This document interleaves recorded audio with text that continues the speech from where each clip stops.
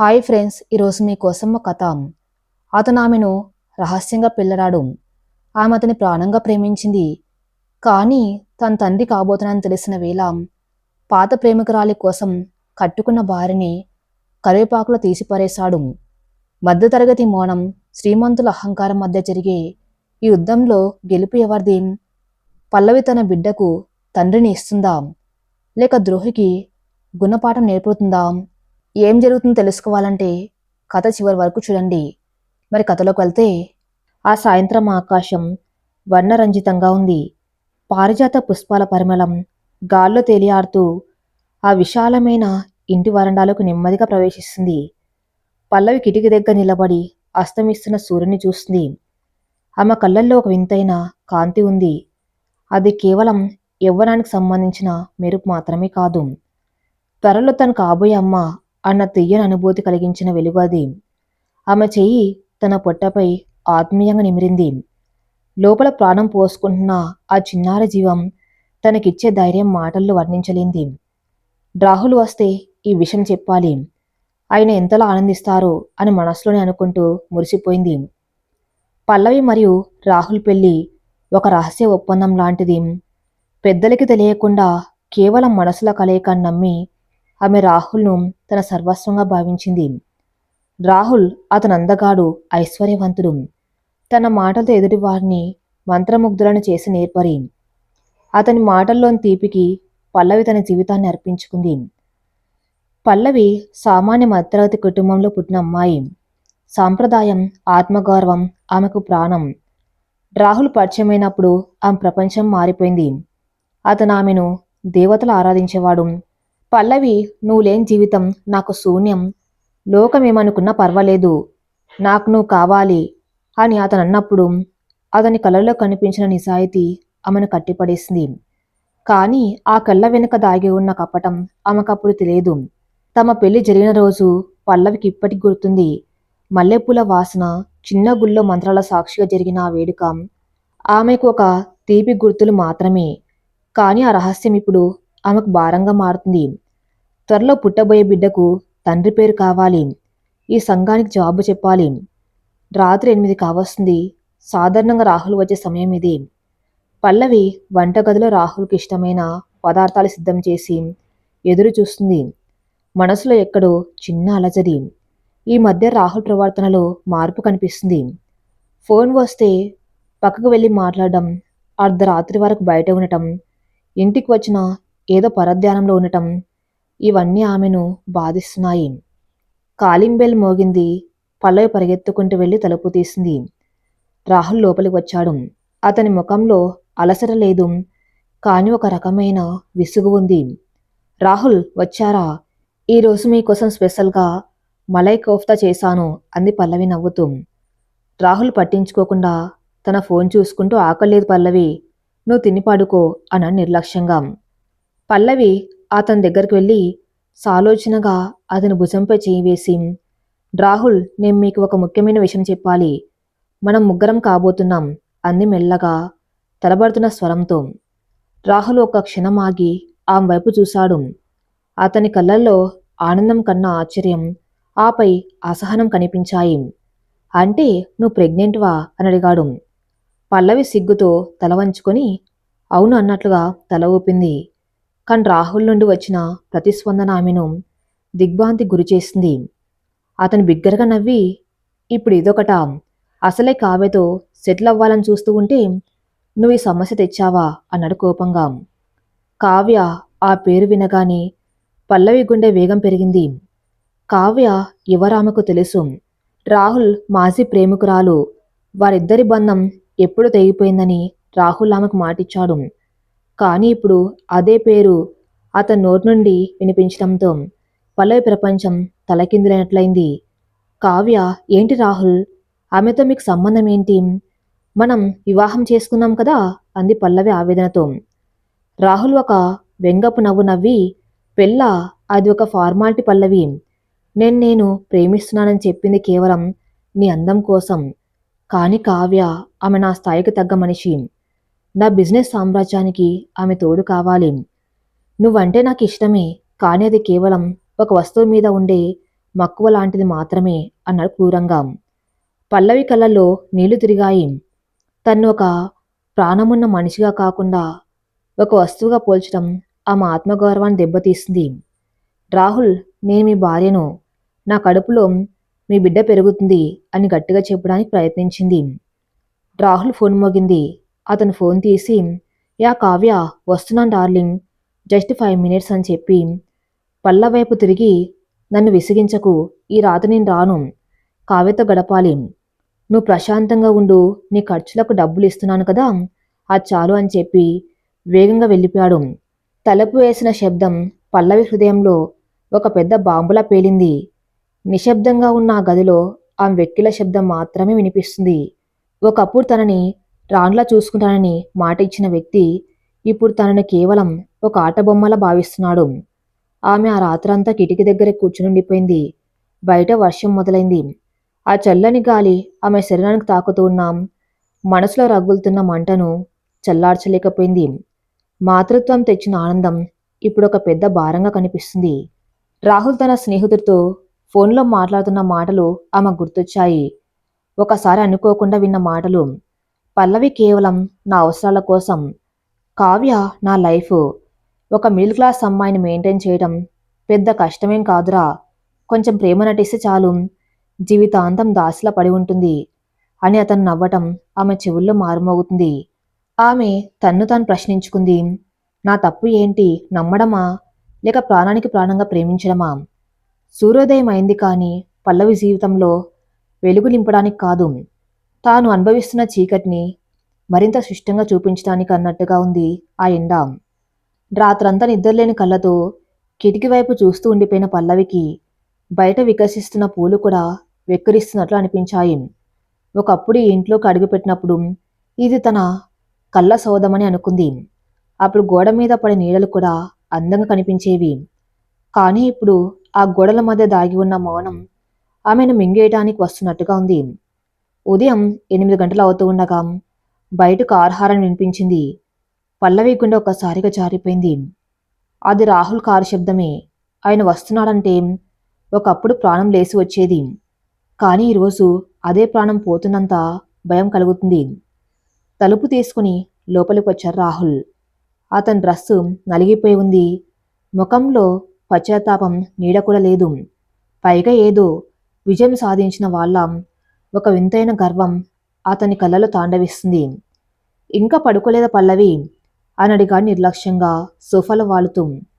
అతని shirt caller మీద ఒక చిన్న లిప్స్టిక్ మరకం. అది పల్లవి కంట పడగానే ఆమె కడుపులో తిప్పినట్లయింది. రాత్రంతా ఎక్కడున్నారు రాహుల్? పల్లవి గొంతులో వణుకు ఆపుకుంటూ అడిగింది. రాహుల్ సిగరెట్ వెలిగించి పొగను గాల్లో కదులుతూ, చెప్పాను కదా కావ్యతో ఉన్నానని. తను లండన్ నుండి తిరిగి వచ్చింది. తనకిప్పుడు నా తోడు అవసరం. అయినా పల్లవి, నీకు ఈ ప్రశ్నలు అడిగే హక్కు ఎవరిచ్చారు?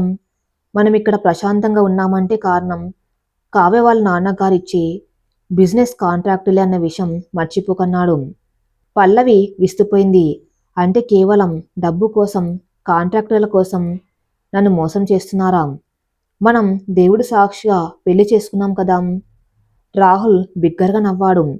ఆ నవ్వులో ఒక రకమైన క్రూరత్వం ఉంది. దేవుడా, సాక్ష్యమా? పల్లవి, నువ్వింకా ఆ నవలల ప్రపంచంలోనే బతుకుతున్నావా? ఆ గుళ్ళో కట్టిన తాలిబొట్టు కేవలం ఒక దారం మాత్రమే. దానికి చట్టబద్ధత లేదు. ఆ విషయం నీకు తెలుసనుకున్నాను. అయినా నేను పోషించడం లేదా? ఈ ఖరీదైన ఇల్లు, ఈ నగలు నీకు కావలసినవన్నీ ఇస్తున్నాను కదా. ఇంకేం కావాలి నీకు?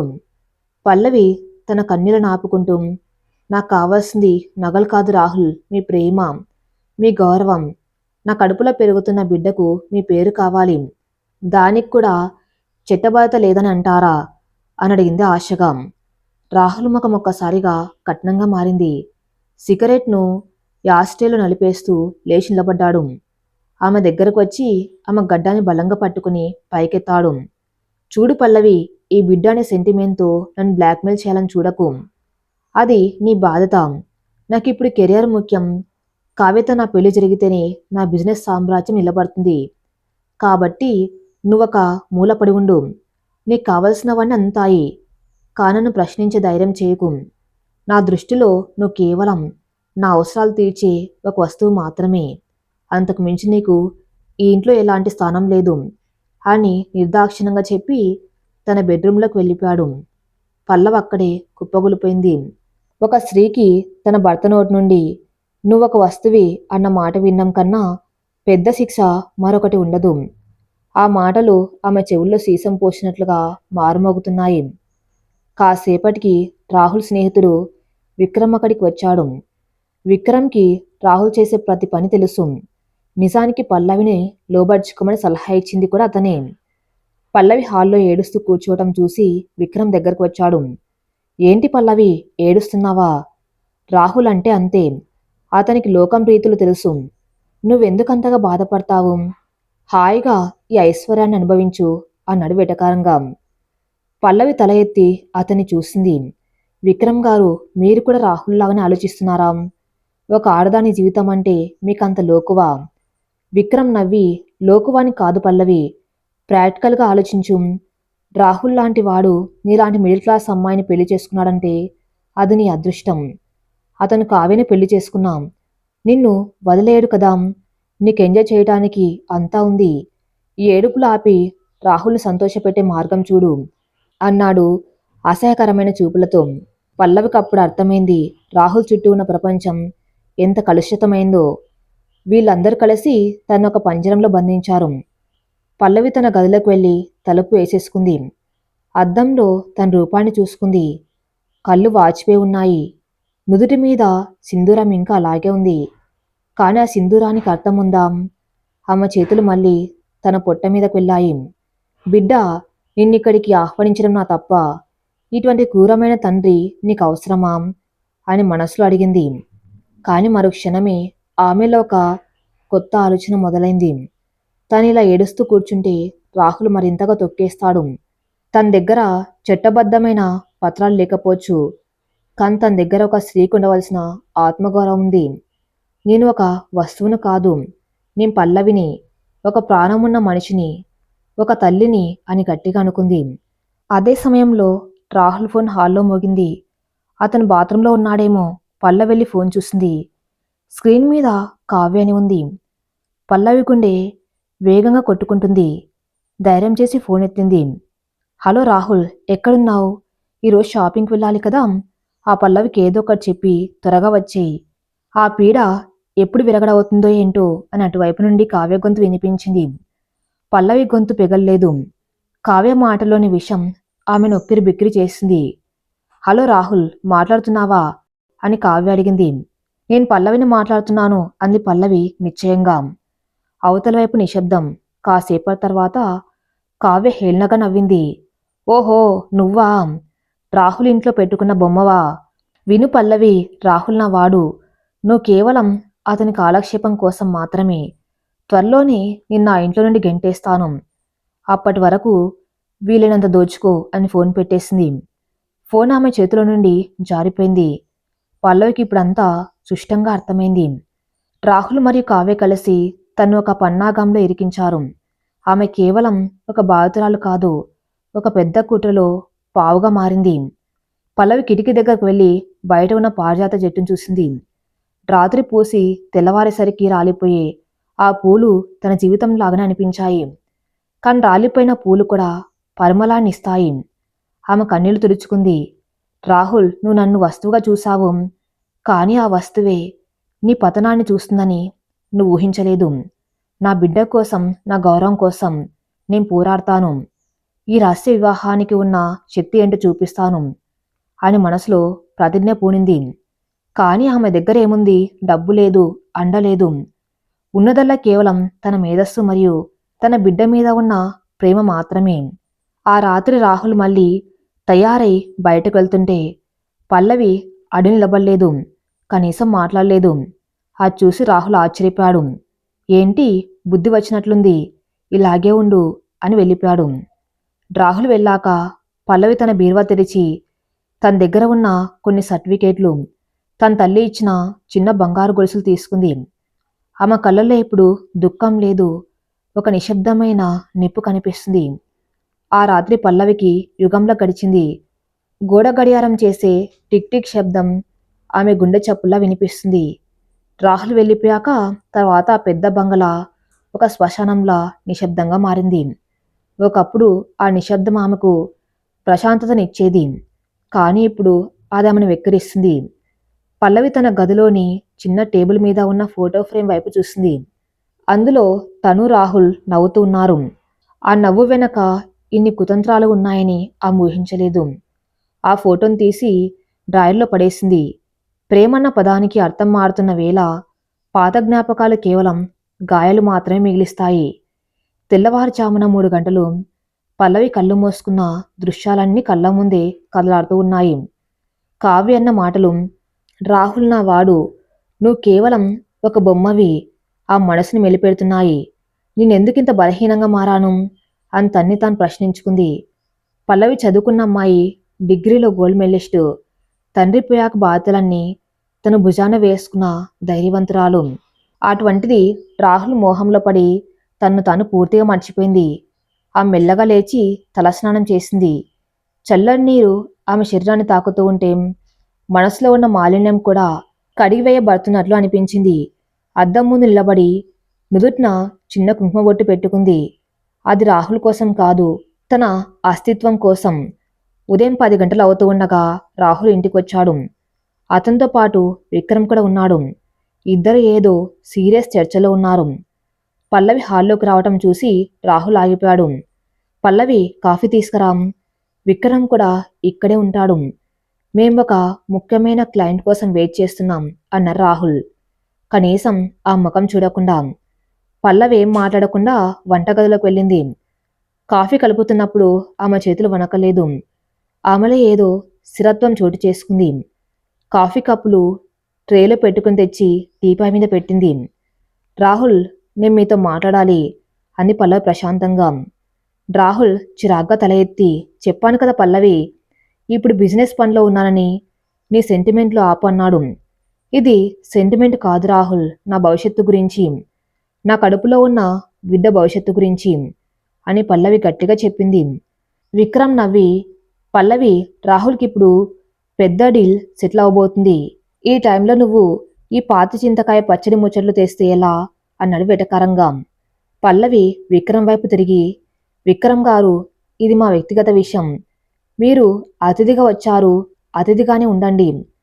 మా జీవితాల్లో వేలిపెట్టే హక్కు మీకు లేదు అని ఖచ్చితంగా చెప్పింది. ఆ గొంతులోని గంభీరతకు విక్రమ్ ముఖం చిన్నబోయింది. రాహుల్ ఆశ్చర్యపోయాడు. ఎప్పుడు తన నీడలా పడి ఉండే పల్లవిలో ఇంత ధైర్యం ఎక్కడి నుండి వచ్చిందో అతనికి అర్థం కాలేదు. సరే విక్రమ్, నువ్వు కాసేపు గార్డెన్లో ఉండు, నేనిప్పుడే వస్తాను అని పంపేసి పల్లవైపు కోపంగా చూశాడు. ఏంటి పల్లవి నీ ఉద్దేశం? అందరి ముందు నన్ను అవమానిస్తున్నావా? అవమానం అంటే ఏంటో నిన్న రాత్రి మీరు నాకు రుచి చూపించారు రాహుల్. కావ్యతో రాత్రంతా గడిపి నన్ను ఒక వస్తువు అని పిలిచినప్పుడు నా ఆత్మ చచ్చిపోయింది. కానీ నా బిడ్డ కోసం నేను మళ్ళీ బతికాను అంది పల్లవి. రాహుల్ దగ్గరకు వచ్చి, చూడు పల్లవి, నీకు ఈ ఇల్లు కావాలా, నగలు కావాలా, ఇస్తాను. కన్న వ్యక్తిగత జీవితంలో, ముఖ్యంగా కావ్య విషయంలో నువ్వు తలదూర్చవద్దు. ఆమె నాకు బిజినెస్ పరంగా, సోషల్ స్టేటస్ పరంగా చాలా ముఖ్యం. నేను వదిలేయను కదా, ఇంకేంటి నీ బాధ? పల్లవి నవ్వింది. ఆ నవ్వులో 1000 ఆవేదనలు ఉన్నాయి. ఒక మగాడు తన భార్యకిచ్చేది కేవలం తిండి బట్ట అయితే దానికి భార్య అని పేరు అక్కర్లేదు రాహుల్. దాసి అని పెట్టుకోవచ్చు. నాకు కావాల్సింది మీ ఐశ్వర్యం కాదు, నా భర్తగా మీరు పక్కన నిలబడే హక్కు.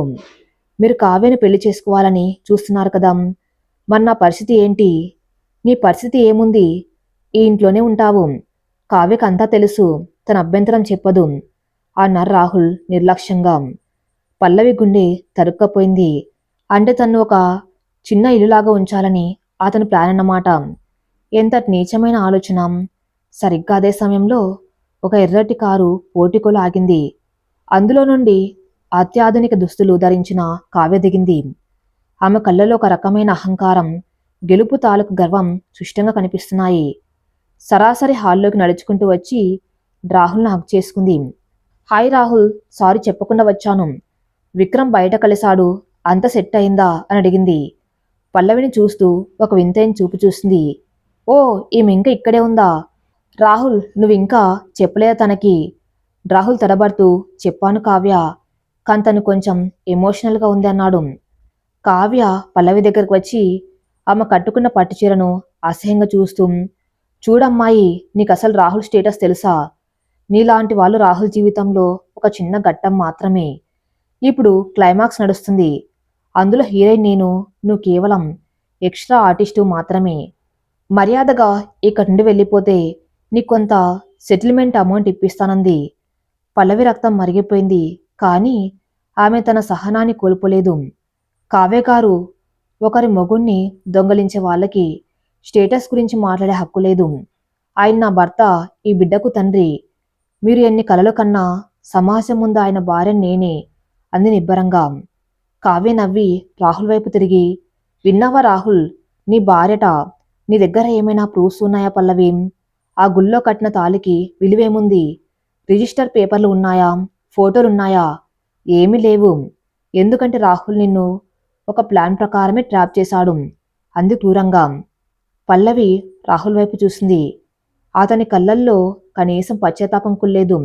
అతను కావ్య మాటలను సమర్థిస్తున్నట్టుగా మౌనంగా ఉన్నాడు. అప్పుడు పల్లవికి అర్థమైంది, ఈ ఇంట్లో తనకు గౌరవం దక్కదు. ఇక్కడ ఉంటే తన బిడ్డ కూడా బానిసలాగా పెరుగుతుంది. ఆమె ఒక్క క్షణం కళ్ళు మూసుకుంది. తన తండ్రి చెప్పిన మాటలు గుర్తొచ్చాయి. అమ్మాయి ఆత్మగౌరవం లేని చోట స్వర్గమున్నా అది నరకంతో సమానం. ఆమె తన మెల్లో ఉన్న తాలిబొట్ను గట్టిగా పట్టుకుంది. రాహుల్, మీరు నన్ను మోసం చేశారు. నా ప్రేమని మీ ఎదుగుదలకి నిచ్చెనగా వాడుకున్నారు. కానీ గుర్తించుకోండి, ఏ నిచ్చెన మీద ఎక్కారో అదే నిచ్చెన మిమ్మల్ని కిందకు పడేస్తుంది.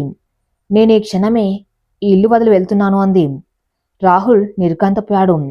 వెళ్తావా? ఎక్కడికి వెళ్తావు? నీకెవరున్నారు? నీ తల్లి దగ్గరికి వెళ్తే ఆవిడ తల ఎక్కడ పెట్టుకుంటుంది? ఊళ్ళో వాళ్ళు ఏమంటారు అని భయపెట్టాలని చూశాడు. ఎక్కడికి వెళ్తానో నాకు తెలియదు, కానీ మీ నీడలేని చోటికి వెళ్తాను. నా బిడ్డకు ద్రోహి తండ్రి అని చెప్పడం కంటే తండ్రి లేడని చెప్పడమే మంచిదని చెప్పి పల్లవి వేగంగా తన గదిలోకి వెళ్ళింది. కేవలం తన సర్టిఫికేట్లు, తండ్రి ఇచ్చిన చిన్న బ్యాగు తీసుకుని బయటకు వచ్చింది. మెట్ల మీద నుండి దిగుతూ ఉంటే ఆ మడుగులు తడబడలేదు. పల్లవి, ఆగు, వెళ్తే మళ్ళీ తలుపులు నీకోసం తెరవబడవు అని రాహుల్ వెనక నుండి అరిచాడు. పల్లవి వెనక్కి తిరిగి చూడకుండా, ఆ అవసరం నాకు రాదు రాహుల్. ఎందుకంటే నేను మళ్ళీ వస్తే అది మీ పతనాన్ని చూడ్డానికే వస్తాను అని చెప్పి గేటు దాటి బయటకు నడిచింది. బయట ఆకాశం మేఘావృతమై ఉంది. ఆమె గేటు దాటగానే చినుకులు మొదలయ్యాయి. ఆ వర్షం ఆమె కన్నీళ్లను కడిగేస్తుంది. పల్లవి రోడ్డు మీద నడుచుకుంటూ వెళ్తుంది. చేతిలో ఒక చిన్న బ్యాగు, కడుపులో ఒక ప్రాణం, మనసు నిండా ఒక లక్ష్యం. వెనుక రాహుల్ విలాసవంతమైన బంగళా కనిపిస్తుంది. అది ఇప్పుడు ఆమెకు ఒక జైల్లో అనిపించింది. ముందుకు వెళ్తే చీకటి, కానీ ఆ చీకటిలో తన్ను తాను వెతుక్కునే అవకాశం ఉంది. ఆమె ఒక బస్టాండ్ దగ్గరకు వచ్చి కూర్చుంది. వణుకుతున్న చేతులతో తన బ్యాగ్లో ఉన్న ఫోన్ తీసింది. ఆమె దగ్గర ఎక్కువ డబ్బు లేదు, కానీ ఆమెలో ఒక నమ్మకం ఉంది. తన బిడ్డ కోసం తను ఏదైనా చేయగలదు. సరిగ్గా అప్పుడే ఒక కారు ఆమె ముందు వచ్చి ఆగింది. అందులో నుండి ఒక వయసు మళ్ళిన వ్యక్తి దిగాడు. అతను పల్లవిని చూసి ఆశ్చర్యపోయాడు. అమ్మ పల్లవి, నువ్వేంటి ఇక్కడి వర్షంలో అని అడిగాడు. ఆయన ఎవరు కాదు, పల్లవి తండ్రికి ప్రాణ స్నేహితుడైన డాక్టర్ శర్మ. వర్షం దాటికి రోడ్లన్నీ జలమయం అవుతున్నాయి. ఆకాశం నుండి కురుస్తున్నది కేవలం వాన కాదు, తన జీవితంలో కురుస్తున్న దుఃఖపు జల్లులని పల్లవి భావించింది. తడిసిన జుట్టు, వణుకుతున్న శరీరం, కాని కళ్ళల్లో మాత్రం ఒక వింతైన నిలకడ. డాక్టర్ శర్మ గారు కారు దిగి తన వైపు రావటం చూసి పల్లవికి ఒకసారిగా ప్రాణం వచ్చినట్లయింది. పల్లవి, ఏమిటి తల్లి ఇది? ఈ అర్ధరాత్రి వేళ ఈ వర్షంలో ఇలా ఒంటరిగా ఇక్కడ కూర్చున్నావేమిటి అని అడిగారు శర్మగారు ఆందోళనగా. ఆయన గొంతులో ఉన్న ఆత్మీయత పల్లవి గుండెను కదిలించింది. పల్లవి జవాబు చెప్పలేకపోయింది. ఆమె పెదవులు వణకడమే తప్ప మాటలు రాలేదు. రా, ముందు కారెక్కు. ఇలా తడిస్తే నీ ఆరోగ్యం ఏమవుతుంది? నీ స్థితి ఏంటో నాకు అర్థమవుతుంది అంటూ ఆయన ఆమెను జాగ్రత్తగా కారులోకి తీసుకెళ్లారు. శర్మగారు పల్లవి తండ్రికి ప్రాణ స్నేహితుడు మాత్రమే కాదు, ఆయన ఒక గొప్ప మానవతావాది. పల్లవి పెళ్లి విషయం ఆయనకు తెలుసు. కాని రాహుల్ ఇంతటి ద్రోహి అని ఆయన ఊహించలేదు. శర్మగారి ఇంటికి వెళ్ళాక ఆయన భార్య శారదమ్మ పల్లవిని ఆత్మీయంగా లోపలికి తీసుకెళ్లారు. వేడినీళ్ళు ఇచ్చి పొడి బట్టలు ఇచ్చి పల్లవిని ఒక తల్లిలో ఓదార్చారు. వేడిపాలు తాగిన తర్వాత పల్లవికి కొంచెం తేరుకున్నట్లు అనిపించింది. చెప్పు పల్లవి, అసలు ఏం జరిగింది? ఆ రాహుల్ నిన్ను ఏమన్నాడు అని అడిగారు శర్మగారు. పల్లవి గద్గద స్వరంతో జరిగిందంతా చెప్పింది. రాహుల్ చేసిన మోసం, కావ్య ప్రవేశం, తను వస్తువుగా భావించిన వైనం, అన్నిటికంటే ముఖ్యంగా తన గర్భవతినన్న నిజాన్ని కూడా రాహుల్ తృణీకరించిన తీరు విని శారదమ్మ కలలో నీళ్లు తిరిగాయి.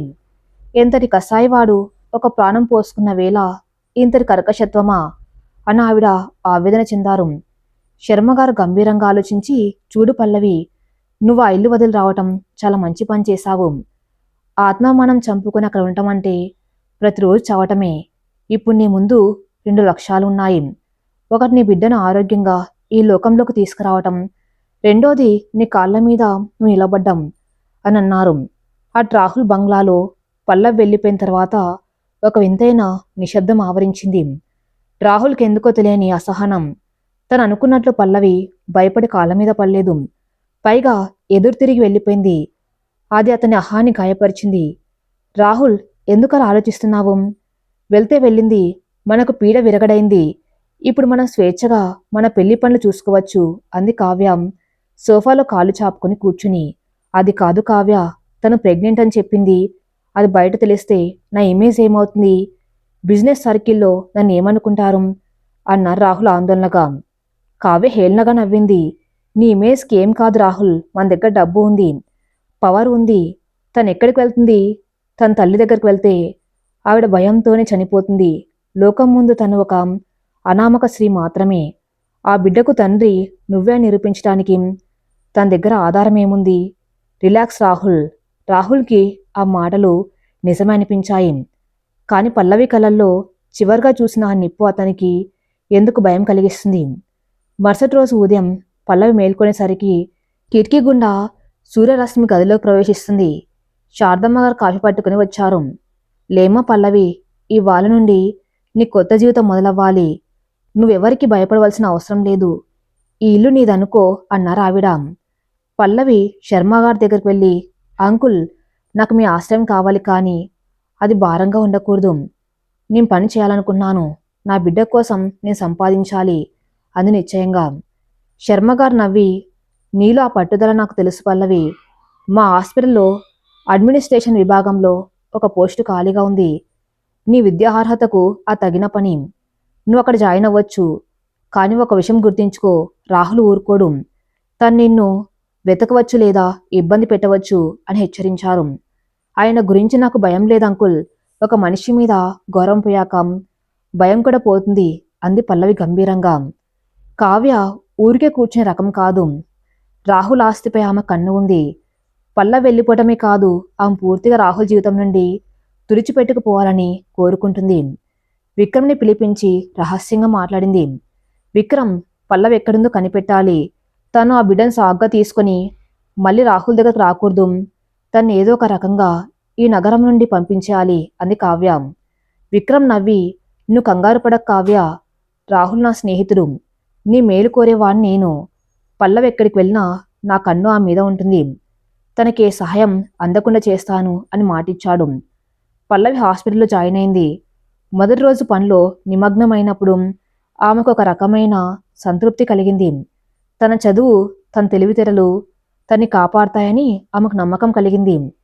కాని సాయంత్రం హాస్పిటల్ నుండి బయటకు వస్తుండగా ఒక నల్లటి కారు ఆమెను వెంబడిస్తున్నట్లు అనిపించింది. పల్లవి వేగంగా నడిచి శర్మగారి కారు దగ్గరకు వెళ్ళింది. డ్రైవర్ ముందే ఉండటంతో ఆ నల్లటి కారు అక్కడి నుండి వెళ్ళిపోయింది. పల్లవి గుండె వేగంగా కొట్టుకుంటుంది. రాహుల్ తన్ను వదిలిపెట్టాడా? తన స్వేచ్ఛను కూడా అతను భరించలేడా? రాత్రి పడుకునే ముందు పల్లవి తన డైరీలో రాసుకుంది, జీవితం ఒక మంచు కురిసిన వేళ లాంటిది. దారి కనిపించదు, చలి వణికిస్తుంది. కాని సూర్యోదయం అవ్వక మానదు. నా బిడ్డ, నీకోసం నేను ఈ చలిని, ఈ చీకటిని ఓడిస్తాను. హాస్పిటల్ కారిడార్లో లేతరంగు గోడల మీద పడుతున్న ఉదయపు ఎండ ఓ కొత్త ఆశను, మోసుకొస్తున్నట్టుగా ఉంది. పల్లవి తన సీట్లో కూర్చుని ఫైల్ సరిచేస్తుంది. ఆమె వేసుకున్న లేత నీలం రంగు కాటన్ చీర, చేతికున్న చిన్న వాచు, మొహంలో కనిపిస్తున్న గాంభీర్యం ఆమెను ఒక ఉద్యోగినిగా కంటే బాధ తెలిసిన ఒక మహిళగా చూపిస్తున్నాయి. గడిచిన వారం రోజుల్లో పల్లవిలో వచ్చిన మార్పు అది. కన్నీళ్ళెండిపోయాయి. వాటి స్థానంలో కర్తవ్యం వచ్చేరింది. ఆమె తన పనిలో ఎంత నిమగ్నమై ఉందంటే తన వెనక డాక్టర్ శర్మగారు వచ్చి నిలబడిన విషయం కూడా గమనించలేదు. పల్లవి పిలిచారు శర్మగారు. పల్లవి ఉలిక్కి పల్లేచింది. అయ్యో రండంకుల్, ఎప్పుడు వచ్చారు? ఇప్పుడేనమ్మా, ఒక ముఖ్యమైన విషయం చెప్పాలి. ఈరోజు మన హాస్పిటల్కి కొత్త మెడికల్ ఎక్విప్మెంట్ డొనేట్ చేయడానికి ఒక పెద్ద బిజినెస్ గ్రూప్ చైర్మన్ వస్తున్నారు. ఆ కార్యక్రమం ఏర్పాట్లన్నీ నువ్వే దగ్గరుండి చూసుకోవాలి అన్నారు శర్మగారు. తప్పకుండా అంకుల్. ఇంతకీ ఏ గ్రూప్ అది? అడిగింది పల్లవి చేతిలోని పెన్ను మూత పెడుతూ. ఆర్కి ఇండస్ట్రీస్ అమ్మ, రాహుల్ ఖన్నా గ్రూపు. శర్మగారు ఆ పేరు చెప్పగానే పల్లవి గుండె ఒక్కసారిగా ఆగిపోయినంత పనైంది. చేతిలోని ఫైలు జారి కింద పడింది. పల్లవి ముఖం పాలిపోయింది. రాహుల్ ఇక్కడికి వస్తున్నారా? ఆమె గొంతులో భయం సుష్టంగా వినిపించింది. శర్మగారు ఆ భుజమే చేయి వేసి, అవును పల్లవి, నాకు తెలుసు ఇది నీ కష్టమని. కానీ నువ్వు ఇప్పుడు పారిపోకూడదు. నువ్వు తప్పు చేయలేదు. తలదించుకోవాల్సిన అవసరం నీకు లేదు. అతనే నీకు ద్రోహం చేశాడు. ఈరోజు నువ్వు అతని ముందు ఒక ధైర్యవంతురాలైన స్త్రీగా, ఒక స్వతంత్ర ఉద్యోగినిగా నిలబడాలి. నీ ఆత్మవిశ్వాసమే అతనికి నువ్విచ్చే సమాధానం కావాలి అని ధైర్యం చెప్పాడు. పల్లవి కళ్ళు మూసుకుని ఒక దీర్ఘశ్వాస తీసుకుంది. నిజమే, తనెందుకు భయపడాలి? తను దొంగతనం చేయలేదు, మోసం చేయలేదు. తన పొట్ట కోసం, తన బిడ్డ కోసం గౌరవంగా బతుకుతుంది. సరే అంకుల్, నేను సిద్ధంగా ఉన్నాను. నా విధులకు నా వ్యక్తిగత జీవితం అడ్డురాదు అని చెప్పింది నిబ్బరంగా. ఆమె కళ్ళల్లో అప్పటిదాకా ఉన్న భయం స్థానంలో ఒక దృఢ నిశ్చయం కనిపించింది. మధ్యాహ్నం 12 గంటలు. హాస్పిటల్ ప్రాంగణం అంతా హడావిడిగా ఉంది. సిబ్బంది అంతా వరుసగా నిలబడి ఉన్నారు. ఒక ఖరీదైన నల్లటి బెంజ్ కార్ పోర్టికోలో వచ్చి ఆగింది. సెక్యూరిటీ గార్డు పరిగెత్తుకుంటూ వెళ్లి డోర్ తీశాడు. అందులో నుండి రాహుల్ దిగాడు. ఖరీదైన సూటు, కళ్ళ కూలింగ్ గ్లాసెస్, చేతిలో లేటెస్ట్ ఐఫోన్. అతని వెనకే కావ్య కూడా దిగింది. ఆమె వేషధారణ, నడకలో ఉన్న అహంకారం చుట్టూ ఉన్న వారిని చులకనగా చూస్తున్నట్టుగా ఉంది. డాక్టర్ శర్మగారు వారిని సాధారణంగా ఆహ్వానించారు. వెల్కమ్ మిస్టర్ రాహుల్, మీ రాక మాకు సంతోషం. రాహుల్ చిరునవ్వు నటిస్తూ, థ్యాంక్ యూ డాక్టర్. చారిటీ చేయటం మా కంపెనీ పాలసీ. అయినా కావ్య ఫోర్స్ చేయటం వల్లనే నేను స్వయంగా వచ్చాను అన్నాడు కావ్య వైపు చూస్తూ. కావ్య నవ్వి, అవునంకుల్, రాహుల్కి సోషల్ సర్వీస్ అంటే చాలా ఇష్టం. ఈ హాస్పిటల్ని డెవలప్ చేయాలని మా ప్లాన్ అంది గొప్పలు పోతూ. కాన్ఫరెన్స్ హాల్లో మీటింగ్ ఏర్పాట్లు జరుగుతున్నాయి. పల్లవి స్టేజ్ వెనక వైపు ఉండి ఏర్పాట్లు పర్యవేక్షిస్తుంది. అతిథులకు బొకేలు ఇచ్చే సమయం వచ్చింది. పల్లవి, ఆ బొకేలు తీసుకుని రమ్మా అని పిలిచారు అడ్మినిస్ట్రేటర్. పల్లవి ఒక క్షణం తడబడింది. కానీ మరో క్షణమే తన్ను తాను తమాయించుకుని వెండి పళ్ళెంలో ఉన్న బొకేని తీసుకుని స్టేజ్ మీదకు నడిచింది. రాహుల్ మరియు కావ్య సోఫాలో కూర్చుని మాట్లాడుకుంటున్నారు. అడుగుల సవ్వడి విని రాహుల్ తల ఎత్తాడు. ఎదురుగా పల్లవి. అతను నమ్మలేనట్లుగా కళ్ళు చిట్లించి చూశాడు. అది పల్లవేనా? ఒకప్పుడు ఇంట్లో భయం భయంగా తన మాట జవదాటకుండా ఉండే ఆ అమాయక పల్లవి ఇప్పుడు ఇంత హుందాగా ఆఫీసర్ హోదాలో ఇక నిలబడి ఉందా? ఆమె కట్టుకున్న చీర సాదాసీదాగానే ఉంది. కానీ ఆ ముఖంలో ఉన్న తేజస్సు, కళ్ళల్లో ఉన్న స్థిరత్వం ఆమెను ఒక మహారాణిలా చూపిస్తున్నాయి. కావ్య కూడా పల్లవిని చూసి షాక్ అయింది. ఇది ఇక్కడ ఏం చేస్తుంది అని గుసగుసలాడింది రాహుల్తో. పల్లవి మాత్రం తొనక్కుండా, ముఖంలో ఎలాంటి భావం చూపించకుండా డాక్టర్ శర్మ గారికి బొకే అందించింది. ఆయన దాన్ని రాహుల్కిచ్చాడు. రాహుల్ ఆ బొకే తీసుకుంటూ పల్లవి కళ్ళల్లోకి సూటిగా చూశాడు. పల్లవి చూపు తిప్పుకోలేదు. ఆ చూపులో ఒక సవాలు ఉంది. నువ్వు నన్ను వదిలేసినా నేను పడిపోలేదని చెప్పి మౌన భాషణమది. మీటింగ్ అయిపోయిన తర్వాత అందరు టీ కోసం వెళ్లారు. పల్లవి ఒక పక్క నిలబడి స్టాఫ్కి సూచనలు ఇస్తుంది. రాహుల్ మెల్లగా అక్కడికి వచ్చాడు. అతనిలో కోపం, ఆశ్చర్యం, ఏదో తెలియని అసూయ పెనవేసుకుని ఉన్నాడు. పల్లవి అని పిలిచాడు గంభీరంగా. పల్లవి వెనక్కి తిరిగి చూసింది. చెప్పండి సార్, ఏమైనా కావాలా అని అడిగింది ఒక అపరిచితుడితో మాట్లాడినంత ఔపచారికంగా. ఆ పిలుపు రాహులహాన్ని దెబ్బతీసింది. ఏంటి పల్లవి ఈ వేషాలు? ఇక్కడ క్లర్క్లా పనిచేస్తున్నావా? నా పరువు తీయడానికే కదా ఇదంతా అని నిలదీశాడు. పల్లవి చిన్నగా నవ్వింది. పనిచేయటం వల్ల పరువు పోదు రాహుల్ గారు, ద్రోహం చేయటం వల్ల పోతుంది. నేను నా కాళ్ళ మీద నిలబడ్డాను. ఎవరి దయాదాక్షిణ్యాల మీద బతకడం లేదు. ఇది నాకు గర్వకారణం అంది సూటిగా. నువ్వు నా భార్యవన్న విషయం మర్చిపోకు. నువ్విలా పనిచేస్తే నలుగురు నన్ను వేలెత్తి చూపిస్తారు అన్న రాహుల్ కోపంగా. భార్య ఆ పదం వాడే అర్హత మీరెప్పుడో పోగొట్టుకున్నారు. మీ దృష్టిలో నేను ఒక వస్తువుని మాత్రమే కదా. ఒక వస్తువు ఎక్కడ ఉంటే మీకేంటి, ఇలా బతికితే మీకేంటి అని పల్లవి ప్రశ్నించింది. రాహుల్కి మాట రాలేదు. ఆమెలో ఉన్న ఈ కొత్త కోణం అతనికి మింగుడు పడ్డం లేదు. ఇంతలో అక్కడికి కావ్య వచ్చింది. ఓ, ఇక్కడ ఏం జరుగుతుంది? రాహుల్, ఈ సర్వేంతో నీకేంటి పని అని అడిగింది వెటకారంగా. పల్లవి కావ్యపు చూసి, మేడం, నేను ఇక్కడ అడ్మినిస్ట్రేటివ్ ఆఫీసర్ని, సర్వెంట్ కాదు. మనిషిని గౌరవించడం రాకపోతే కనీసం మౌనంగా ఉండటం నేర్చుకోండి అని ఘాటుగా సమాధానం ఇచ్చింది. కావ్య ముఖం అవమానంతో ఎర్రబడింది. రాహుల్, చూసావా దీని పొగరు? దీనికి ఇప్పుడే బుద్ధి చెప్పాలి. డాక్టర్ శర్మతో చెప్పి దీని ఉద్యోగం పీకించేయి అని అరిచింది. సరిగ్గా అప్పుడే డాక్టర్ శర్మ అక్కడికి వచ్చారు. ఏమైంది, ఇక్కడ ఏదైనా సమస్య అని అడిగారు. కావ్య వెంటనే, అంకుల్, మీ స్టాఫ్కి మేనర్స్ లేవు, మమ్మల్ని అవమానిస్తుంది. ఈమెను వెంటనే డిస్మిస్ చేయండి అంది. శర్మగారు చిన్నవ్వుతో పల్లవి వైపు, తర్వాత రాహుల్ వైపు చూశారు. కావ్య గారు, పల్లవి మా హాస్పిటల్కు దొరికిన ఒక వజ్రం. ఆమె పనితనం, నిజాయితీ మాకు చాలా ముఖ్యం. మా ఉద్యోగులను గౌరవించడం మా పాలసీ. వ్యక్తిగత ద్వేషాలతో ప్రొఫెషనల్ లైఫ్ని కలపడం నాకు ఇష్టం లేదు అని సున్నితంగానే అయినా చాలా గట్టిగా చెప్పారు. రాహుల్కి అది చెంపపెట్ల తగిలింది. తన డబ్బు హోదా ఇక్కడ పనిచేయడం లేదని అతనికి అర్థమైంది. లెట్స్ గో కావ్య, ఇక్కడ మనకు అనవసరమైన గొడవలు వద్దు అని రాహుల్ కావ్య చేయి పట్టుకుని అక్కడి నుండి వెళ్ళిపోయాడు. వెళ్తూ వెళ్తూ పల్లవి వైపు ఒకసారి చూశాడు. ఆ చూపులో కోపం కంటే ఒక రకమైన పరాజయం కనిపించింది. వారు వెళ్ళిపోయాక పల్లవి ఒక్కసారిగా కుర్చీలో కూలబడింది. బయటికి ఎంత ధైర్యంగా ఉన్నా లోపల ఆమె గుండె వేగంగా కొట్టుకుంటుంది. రాహుల్ నల్ల చూడడం, అతని మాటలు వినడం ఆమెకు మానసికంగా చాలా శ్రమను కలిగించాయి. కడుపులో చిన్న కదలిక, బిడ్డ కూడా తల్లి ఆవేదనను పంచుకుంటున్నట్టుగా అనిపించింది. పల్లవి తన పొట్టపై చేయి వేసి, భయపడకు చిన్నారి, అమ్మ గెలిచింది. ఈరోజు మనం ఒక యుద్ధం గెలిచాం అని తనకు తాను చెప్పుకుంది. అటు కారులో వెళ్తున్న రాహుల్ మౌనంగా ఉన్నాడు. కాని కావ్య మాత్రం రగిలిపోతుంది. రాహుల్, ఆ పల్లవిని అలా వదిలేస్తావా? అది ఎంతలా మాట్లాడుతూ ఉంటే నువ్వు మౌనంగా ఉన్నావేంటి? శర్మగారికి ఎంత ధైర్యం మన మాట కాదనడానికి అని అరిచింది. రాహుల్ స్టీరింగ్ మీద గట్టిగా కొట్టాడు. కావ్య, అరవకు, నాకు ఆలోచించడానికి టైం ఇవ్వు. పల్లవి మారింది. తనలో పాత భయం లేదు. తనిప్పుడు శర్మగారి నీడలో ఉంది. డైరెక్ట్గా అటాక్ చేస్తే మనకి చెడ్డ పేరు వస్తుంది. వేరేలా ఆలోచించాలన్నాడు. వేరేలా అంటే? రాహుల్ కలలో ఒక క్రూరమైన మెరుపు మెరిసింది. తను ఉద్యోగం చేస్తుంది కదా, ఆ ఉద్యోగమే తనకి ఉరితాడు కావాలి.